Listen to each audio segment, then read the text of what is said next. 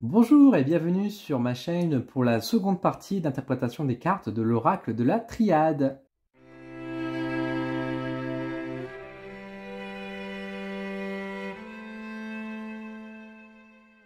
Alors bien évidemment, si vous arrivez sur cette vidéo que vous n'avez pas vu la partie 1, je vous invite à regarder la première partie concernant l'oracle de la Triade.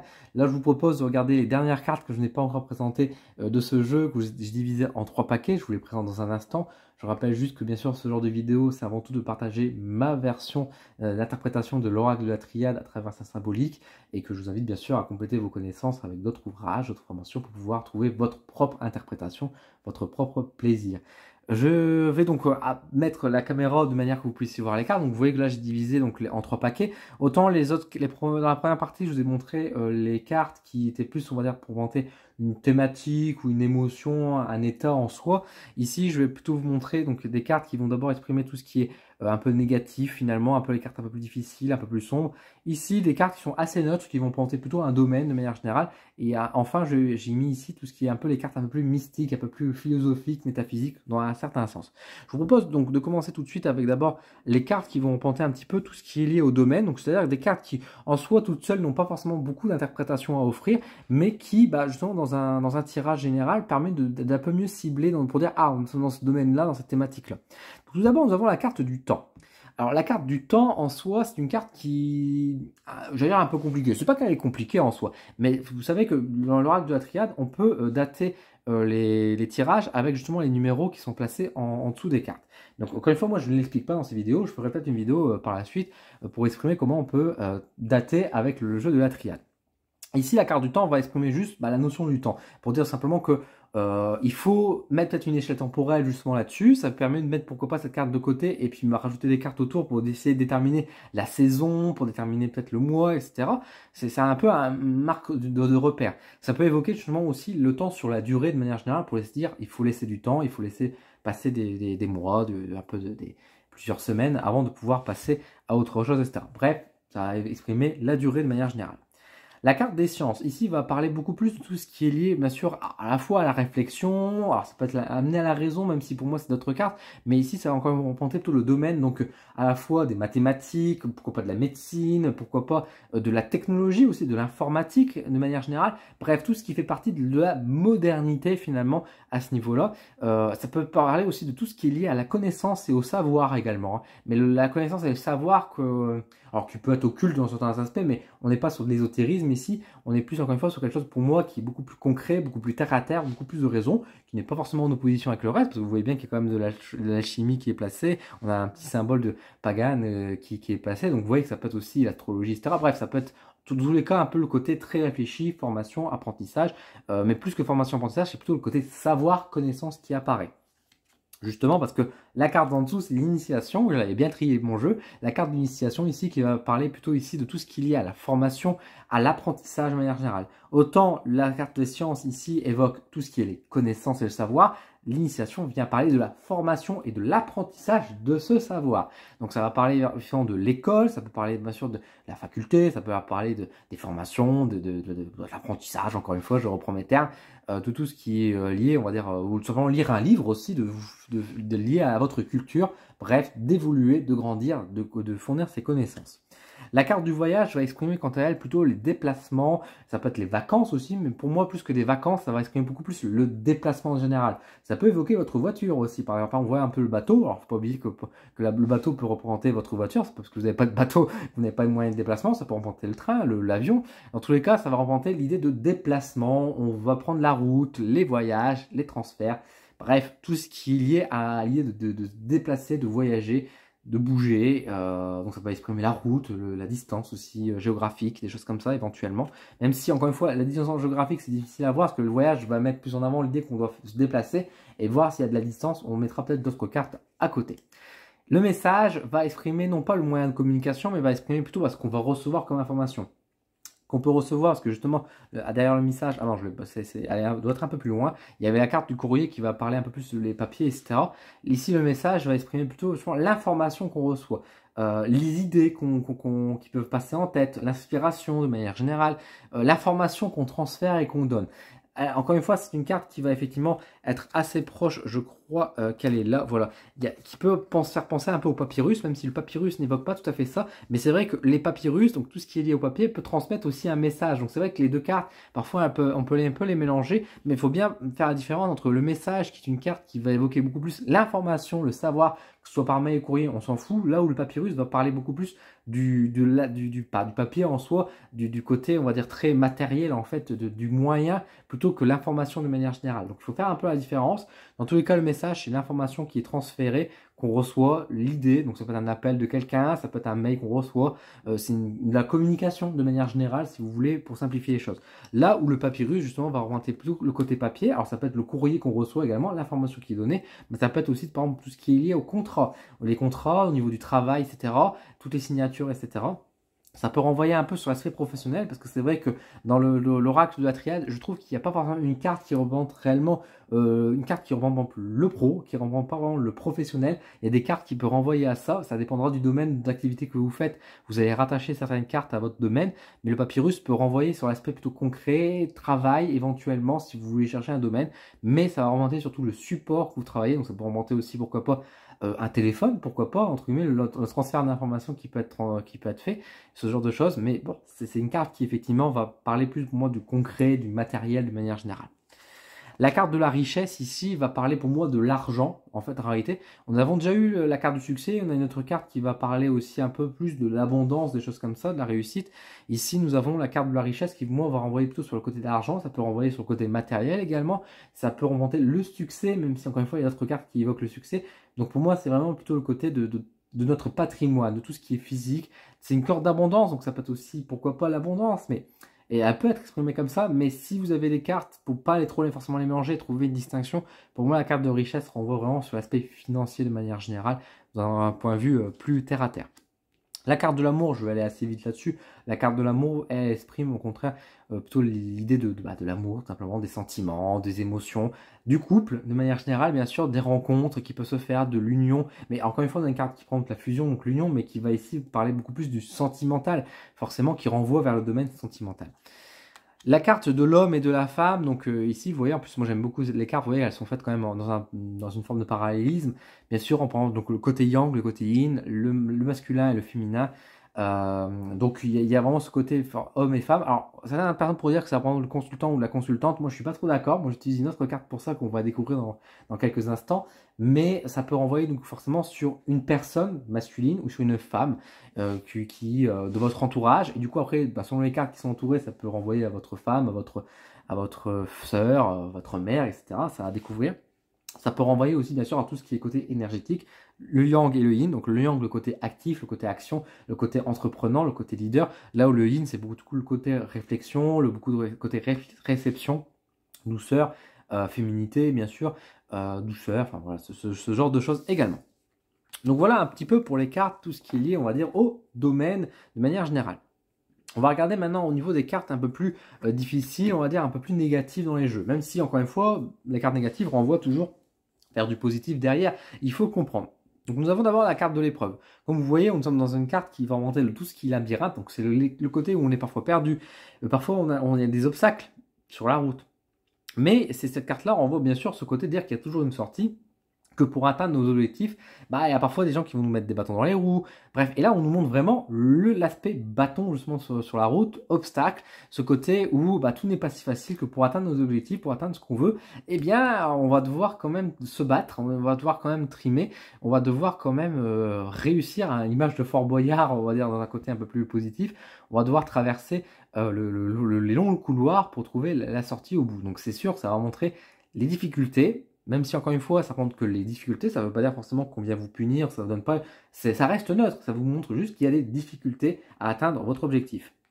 La carte du mensonge, ça va être beaucoup tous les non-dits, c'est bien surtout les cachotteries qui sont faites de manière volontaire. C'est tout ce qui est fait, parce qu'on a une autre carte qui parle des illusions qui peuvent se ressembler et être assez proches. Mais la carte des mensonges, c'est vraiment le fait qu'on avait conscience de ça et on fait exprès de cacher les choses. C'est les choses qu'on ne dit pas, qu'on fois les mensonges, le fait de mentir. d'être dans l'obscurité, de vouloir cacher, de vouloir même manipuler même la personne. Vous voyez, il y a vraiment une idée de manipulation qui peut ressortir à travers le mensonge. Là où la carte de l'illusion peut effectivement évoquer le mensonge également, mais l'illusion va remonter plutôt le masque. Donc ça peut être aussi des choses qu'on se ment à soi-même, ça peut être des choses qu'on ne voit pas forcément. Ça peut être une personne qu'on a en face de nous, qu'on ne voit pas vraiment sa véritable personnalité. Ça peut dire que personnellement, c'est peut-être nous qui sommes aveuglés également, vous voyez. Donc c'est vrai qu'il faut faire la distinction entre le mensonge qui est fait de manière un peu volontaire, là où l'illusion n'est pas forcément volontaire. L'illusion vient cacher, vient masquer les choses. Donc bien sûr, derrière un mensonge, il y a une illusion, bien évidemment, mais l'illusion n'est pas forcément un mensonge. Vous voyez, même si dans les faits, l'illusion ment, mais c'est juste que dans la perception des choses, est-ce que c'est volontaire ou pas, c'est pas tout à fait la même chose. Donc l'illusion, bien sûr, va venir être là, exprimer les choses qu'on ne perçoit pas nécessairement à travers nos sens et qui nous invite du coup forcément à de la vigilance et d'être un peu plus attentif. La carte de la pénitence, alors c'est une carte qui est assez particulière. Quand on fait pénitence, bien sûr, on essaie de se faire pardonner, on essaye voilà, de dire, voilà, je mérite finalement un peu ce que je subis. Et c'est pour ça que moi, j'aime bien l'exprimer aussi comme une carte d'auto-sabotage, un peu ce côté où, de victimisation aussi, pourquoi pas on se voit victime. On est prêt, là, avec cette image, à dire, allez-y, fouettez-moi, je le mérite après tout. Alors, c'est pas une carte qui est forcément très encourageante, effectivement, mais qui peut venir nous questionner, justement, dire, est-ce qu'on mérite ce genre de choses, ou est-ce que, si on fait un tirage pour quelqu'un d'autre, imaginons qu'est-ce que la personne veut chercher à s'excuser, veut chercher à se faire pardonner de quoi. Ça peut être intéressant à creuser du coup cette piste-là avec cette carte-là, effectivement, qui ressort. Attention du coup à beaucoup avec l'auto-sabotage également quand vous voyez cette carte-là, de vous dire mais pourquoi en fait vous faites ce genre d'action, et si vous avez cette carte de pénitence, ça voudrait dire que vous cherchez à vous pas faire pardonner ou à venir prouver quelque chose. Et là, ça renvoie vers la réflexion. Bref, c'est une carte qui renvoie vers une interrogation et sur un pourquoi. Alors la carte de l'arme, elle est intéressante avec la carte du sacrifice. Ici, pour moi, bien sûr, la carte de l'arme et du sacrifice va évoquer beaucoup tout ce qui est lié aux blessures, etc. Même si ici, nous avons plutôt, on va dire, la blessure qui est faite avec le sacrifice, on va y venir. Mais nous avons ici la carte de l'arme qui, pour moi, est plutôt l'outil. Ça montre bien qu'il y a la possibilité de faire mal, qu'il y a la possibilité de trahison, qu'il y a quelque chose de malsain contre nous.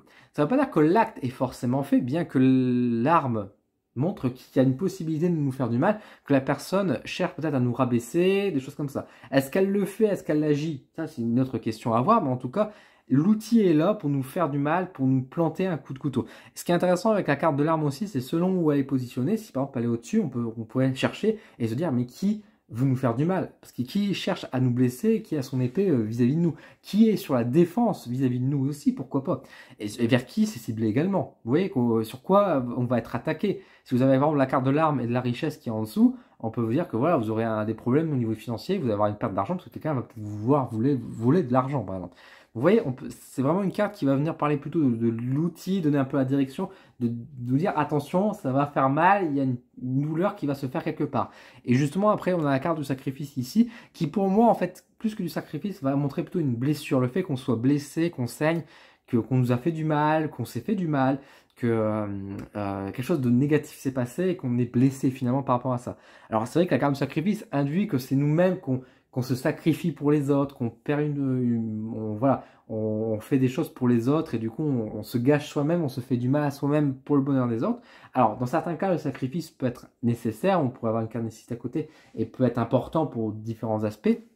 De manière générale, la carte du sacrifice renvoie vers ce côté de dire pourquoi vous vous faites du mal en fait par rapport à ça. Est-ce que ça vaut le coup de se sacrifier aussi? Et encore une fois, moi je le prends de manière beaucoup plus large, encore une fois avec cette idée de blessure de manière générale en disant que notre cœur saigne, et si on a la carte de sacrifice qui apparaît, sans forcément être dans un état de dire je me sacrifie la vie pour les autres, c'est juste se dire mais pourquoi, enfin d'où vient cette blessure aussi, qu'est-ce qui blesse, est-ce que la personne ne va pas venir me blesser également quoi? Ce genre de choses. Alors, nous avons la carte de la foudre. Alors, je l'ai mis un peu dans les cartes négatives, bien que la carte de la foudre, pour moi, n'évoque pas forcément du négatif, mais va évoquer le côté rapidité, le côté instantanéité de l'action. Il y a ce côté ça me fait beaucoup penser aussi à la rune Sowilo, en fait, la carte de la foudre. Dans le sens où c'est vraiment le côté, voilà, ça vient soudainement. Dans un aspect positif, par exemple, on pourrait penser à un coup de foudre, vous voyez. Donc c'est pour ça que je vous dis que c'est pas forcément que négatif, ça peut être le côté rapidité, très rapide, instantané, qui apparaît, tel le flash d'un appareil photo.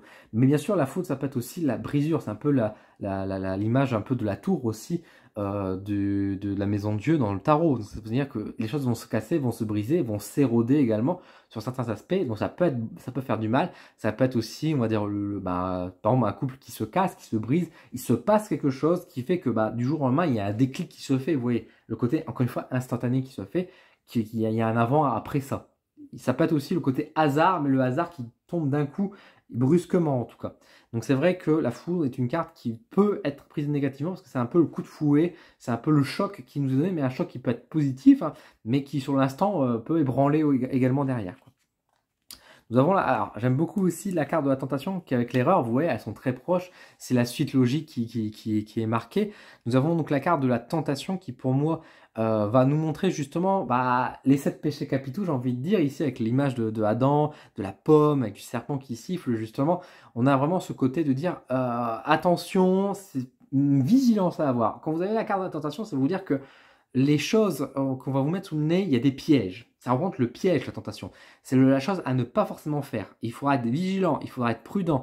Quelqu'un, une personne ou une situation peut paraître alléchante, mais il ne faudra pas tomber dans le piège. Et justement, l'erreur, c'est de montrer justement ce qui s'est passé après. C'est dire que quand vous avez la carte de la tentation, c'est ce qui se passe avant. Vous n'êtes pas encore tombé dans le piège, vous n'êtes pas encore là. L'erreur, vous êtes tombé dans le piège. Vous voyez, c'est ça la différence entre les deux cartes. La carte de l'erreur, effectivement, par contre, elle va évoquer beaucoup plus le côté, on a fait la bêtise, on a fait le mauvais choix, avec l'image en plus de Cain, bien sûr, etc., avec le côté fratricide. Voilà, on est tombé, on a fait le mauvais choix, on a fait une bêtise. Est-ce que c'est grave ou pas grave? Ça dépendra des autres cartes, ça dépendra de la situation, bien sûr, mais en tout cas, il ne faut pas aller parce que ça n'apportera que du négatif. Là où la tentation, justement, peut être une tentation qui est un piège, mais justement pour nous rôder, pour nous forger, vous voyez. Tandis que l'erreur, c'est un peu le truc, on tombe dedans, où il se passe quelque chose, on a été piégé, et qu'on n'a pas forcément conscience, parce qu'on peut avoir des pièges, on peut agir, mais il y a des pièges que parfois c'est trop tard, on est trop dedans, et que on va subir les conséquences de ça aussi. Donc vous voyez que ça peut être... il y a un avant-après entre ces deux cartes, vous voyez. Donc selon la situation et selon le contexte, vous pouvez plus ou moins agir ou ne plus pouvoir agir aussi derrière. Bien qu'encore une fois, après l'erreur, il y a le pardon qui peut toujours être récupéré aussi, et on a vu les cartes qui pouvaient évoquer justement le pardon.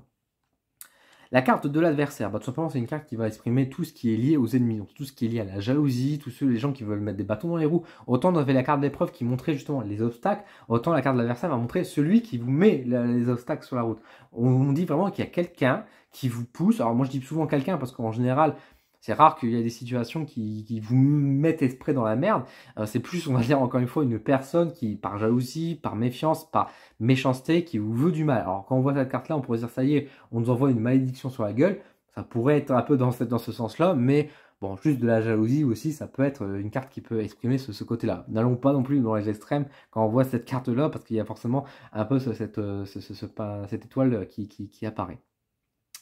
Donc voilà, c'est les personnes qui vous font du mal, c'est de la méchanceté. Voilà, c'est de la méchanceté pure et simple, c'est le mal, pour dire les choses, entre guillemets. Et du coup, vous voyez cette carte-là, forcément, ça veut dire qu'il faut faire attention à votre entourage.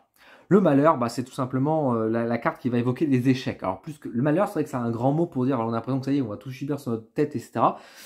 Alors, encore une fois, vous avez vu qu'il y a quand même beaucoup de cartes qui évoquent quand même les difficultés dans l'oracle de la triade. Pour moi, la carte du malheur, c'est plus proche des échecs, dans le sens où si vous lancez un projet, vous avez la carte du malheur, ça ne veut pas dire que ça y est, vous serez maudit sur plusieurs générations, mais pour moi, c'est plus une carte pour dire que vous n'y arriverez pas et que ça va vous exténuer plutôt. Vous voyez qu'il y a un peu l'image d'une tombe, une personne un peu squelettique, etc. C'est un peu, voilà, vous vous épuisez à une tâche inutilement parce que vous allez tout perdre et ça va ramener rien de bon.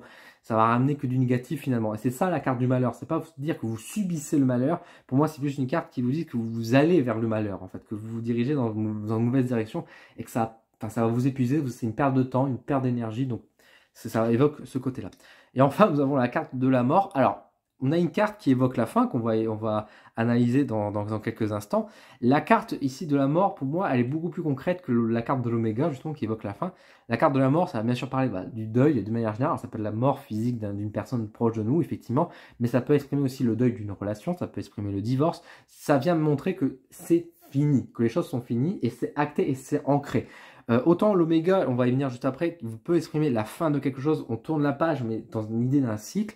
Ici, pour moi, la carte de mort vient exprimer beaucoup plus ce côté héritage, mais ce côté concret, très terrestre, de dire c'est fini, la porte est fermée, on tourne la page, on n'avance plus sur cet aspect-là. C'est fini, plus rien.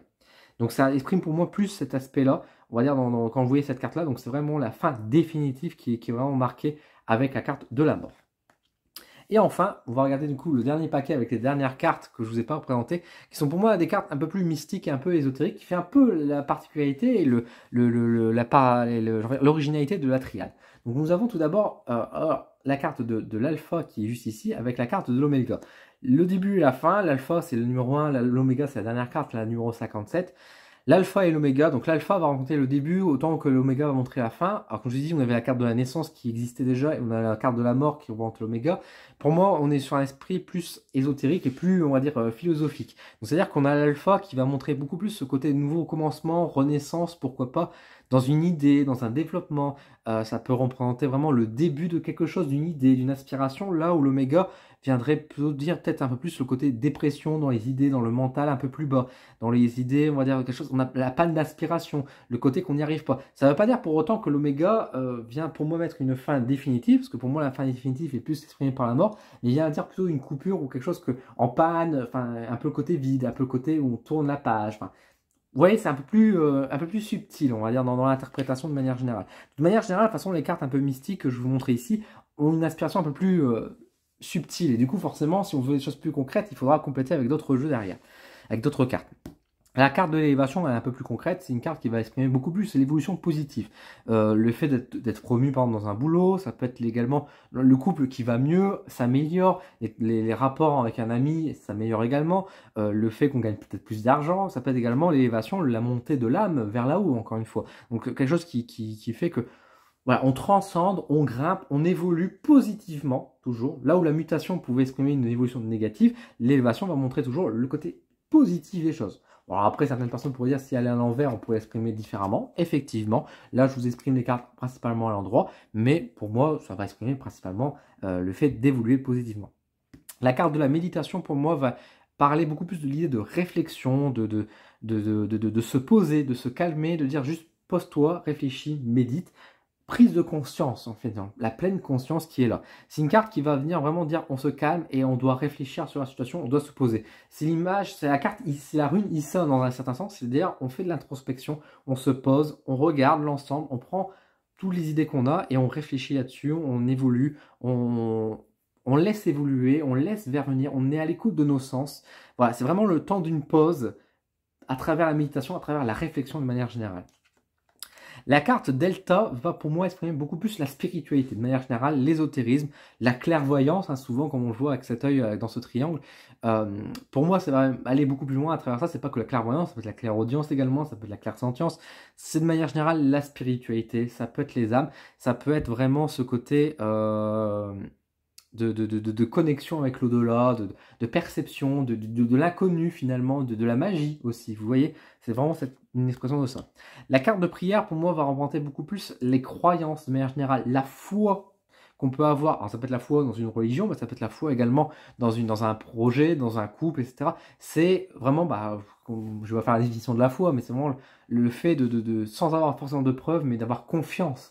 Vous voyez, dans une situation, mais ça peut être également une demande qu'on peut faire à travers la prière, bien sûr, c'est de demander, de croire, de demander de l'aide également qui peut être faite, mais d'un point de vue vraiment du cœur, vraiment de la foi, de l'expression des sentiments, de l'énergie, de la magie, qu'on veut que quelque chose réussisse, on y croit, on veut avoir confiance en tout cas dans quelque chose d'indécible finalement. La carte de protection pour moi va être beaucoup plus proche de la chance en fait finalement et de la protection pareil un peu magique, un peu ésotérique. On a avec le Salus Nike qui évoque la victoire également. Donc on a vraiment ce côté pour moi une carte qui comme si on était touché, béni. Plus que la bénédiction, c'est vraiment comme si on avait une aura de chance et nous dire tout va bien dans ce projet, tu t'en sortiras. Voilà, imaginons que vous êtes sur la route et vous avez des cartes de l'accident, mais vous avez la carte de la protection, ça veut dire que tout va bien, vous allez survivre, vous allez passer, tout va bien, vous serez protégé et préservé. J'ai pris un cas un peu extrême, bien sûr, mais c'est pour vous aider à comprendre l'idée. C'est le côté chance aussi dans la situation, si vous êtes dans une situation où vous draguez quelqu'un et vous avez la carte de protection, ça peut vous dire aussi que vous aurez de la chance, des opportunités qui peuvent se présenter. Comme si les choses vont, miraculeusement, les choses vont passer au bon endroit, au bon moment. C'est un peu cette carte de protection qui tourne. Alors la carte de l'énergie, vous voyez, elle est très chimique pour moi avec cet atome, ça fait penser beaucoup un peu au nucléaire, etc. Effectivement, la carte de l'énergie va être un peu à l'image des batteries, des piles, ce genre de choses. Même s'il y a déjà une carte science qui évoque justement le côté scientifique, etc. et moderne, pour moi, la carte de l'énergie va représenter beaucoup plus que ça. C'est vraiment les énergies, tout simplement de manière générale, que ça soit, on va dire, présente à travers les batteries, les piles, le fait de se sentir en forme, la santé également, vous voyez, donc ça peut être une carte qui évoque la santé dans un style de domaine. Bref, ça va montrer un peu le potentiel, on va dire, qu'on a, si elles sont positives ou négatives. Donc j'aurais pu la mettre effectivement avec tous les domaines, mais effectivement, ça rentre un peu tout ce qui se passe autour de nous énergétiquement.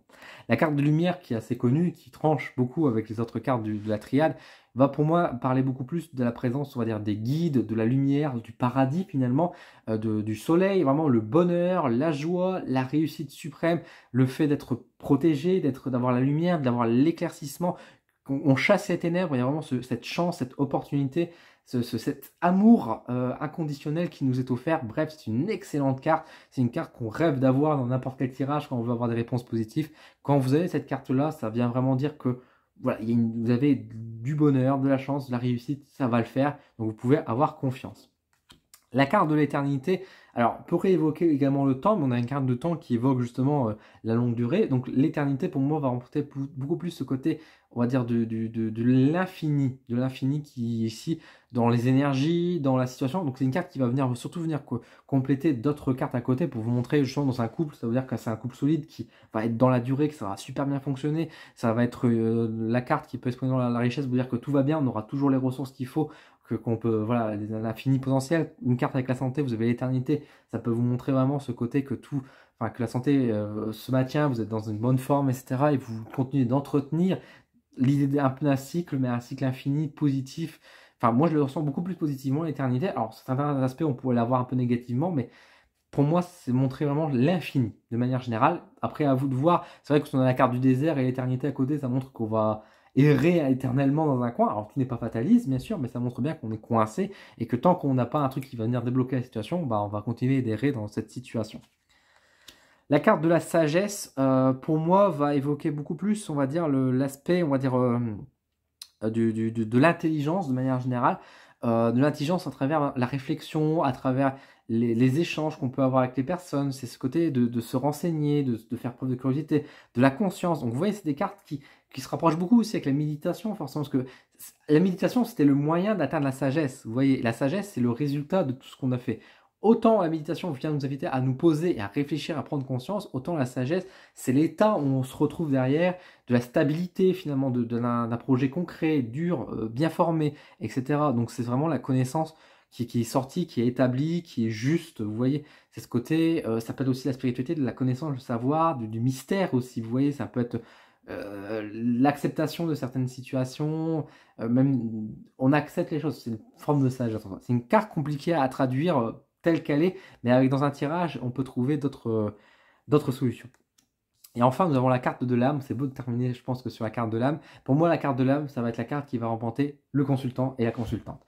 Pour plus que l'homme et la femme, pour moi, c'est celle qui va représenter la personne qui est en face de nous, ce qu'elle est réellement. La lumière intérieure qu'on a, l'infini potentiel que la personne peut avoir, ce qu'elle est venue, pourquoi elle est assez incarnée finalement aussi. Donc c'est une carte qui est très profonde, qui va remonter, donc comme je dis, le consultant et la consultante, de manière très simple, mais qui pour moi va beaucoup plus loin que ça et qui va être beaucoup plus, on va dire, sur l'aspect de la traduction vraiment de l'individu, mais de qui il est réellement, et non pas de qui il pense être. C'est quelque chose qui est très fort, et c'est aussi, ça peut représenter un peu notre situation, notre destin, dans un certain sens aussi, pourquoi pas, notre voyage, quoi. Donc voilà un petit peu la présentation de l'oracle de la triade. J'ai fait toutes les cartes, j'espère que ça vous a plu cette série de vidéos. Comme pour la précédente vidéo, si vous avez des questions, s'il y a des cartes que vous avez une interprétation différente, vous voulez en savoir plus, n'hésitez pas à me le dire en commentaire. Ça, je répondrai avec grand plaisir à vos questions. Et puis, partager nos interprétations, c'est toujours bien, tant que ça se fait bien sûr dans le respect. J'espère en tout cas que ces vidéos vous ont aidé à mieux interpréter certaines cartes de la triade si vous avez des difficultés. Ça peut peut-être vous donner envie de posséder le jeu également si vous ne l'avez pas. J'espère qu'en tout cas cette vidéo vous a plu, n'hésitez pas à me dire en commentaire. Merci à toutes les personnes qui sont abonnées également au Coup de pouce Odin pour leur soutien qui permet de faire ces vidéos. Merci beaucoup de votre aide. Et également, si vous voulez voir des vidéos sur l'interprétation des cartes, mais de manière associée, de faire une association de cartes ensemble pour vous donner des interprétations, n'hésitez pas à me le dire en commentaire, ce sera avec plaisir. Merci beaucoup à vous, prenez soin de vous et je vous dis à très vite sur ma chaîne. À bientôt!